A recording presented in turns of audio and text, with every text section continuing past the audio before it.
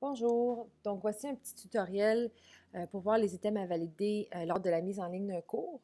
Donc, dans un premier temps, vous pouvez valider que toutes les composantes graphiques se retrouvent sur la page d'accueil du cours. Si elles ne sont pas là, faites signe au technicien et il peut s'occuper de les mettre. Donc, on a la bannière du cours qui se retrouve ici, la boîte à outils, le guide de cité, le sondage du cours en ligne, le calendrier, la composante d'aide technique, et la composante avec le contenu du cours et les nouvelles. Donc, s'il manque une composante graphique, faites signe au technicien pour s'assurer qu'elle soit bien ajoutée à votre cours. La deuxième chose à valider, ce serait le contenu même. Donc, vous pouvez aller vers votre table des matières et puis ensuite vous assurer que tous les items que vous avez mis dans votre cours sont bien ici. Donc, moi, je passe un item à la fois, juste pour m'assurer que tout soit dans un bon ordre, que les titres soient bons, que les vidéos soient bien incorporées telles que voulu, et aussi que les liens ouvrent tous les bons liens et aussi dans une nouvelle fenêtre. Donc, c'est une première étape de validation, s'assurer que tout le contenu est là, que les liens ouvrent où on veut qu'ils ouvrent, que les vidéos soient insérées comme on désire.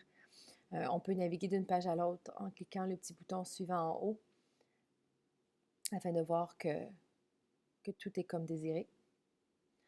Après avoir validé tout le contenu, c'est important de s'assurer que tous les autres items du cours sont aussi bons. Donc, que si on a des pigeonniers, les pigeonniers, c'est la case de dépôt, c'est où les étudiants peuvent déposer leurs travaux. Que si on a des pigeonniers, les pigeonniers sont bien programmés. Dans ce cours-ci, il n'y a pas de pigeonnier. Je vais vous donner un exemple. Donc, le travail, et puis on peut voir qu'il est associé à un élément de note ici. Donc, les étudiants, ils vont pouvoir déposer leur travail dans le pigeonnier pour le tuteur. C'est aussi bien de vérifier les forums de discussion. Est-ce que tous les forums qu'on a dans le cours sont bien inscrits dans les forums de discussion? Est-ce qu'on a un descriptif des forums, les bons noms et ainsi de suite? Ensuite, il faut valider le carnet de notes. Donc, pour valider le carnet de notes, on clique sur Carnet de notes et ensuite sur Gérer la note d'évaluation. Ceci va vous permettre de voir toutes les évaluations de votre cours. Donc, par exemple, ici, il y a un examen, il y a 3 examens et les forums de discussion. Je peux voir que les examens sont associés au questionnaire en question. Donc, c'est excellent. Et je peux voir le poids de mes examens et des forums de discussion. Donc, c'est important aussi de valider. C'est aussi important de valider que le carnet de notes est bien à jour. Une autre chose qu'il faut valider, c'est que si on veut que des items soient masqués, comme par exemple les examens, l'examen mi-session, l'examen final, que ce soit bien masqué dans la table des matières. Donc, quand je regarde toutes mes leçons une après l'autre, je peux voir tous les éléments qui se retrouvent dans chacune des leçons, donc les pages HTML. Si on a mis des conditions sur une certaine page, on peut les voir ici aussi. On insère les forums de discussion reliés à la leçon dans la table des matières pour la leçon en question. Et on peut voir aussi à la leçon 3 que l'examen numéro 1 est en mode brouillon. Ça veut dire que l'examen est caché. Donc, si l'examen n'est pas en mode brouillon, on peut simplement cliquer sur Modifier les propriétés.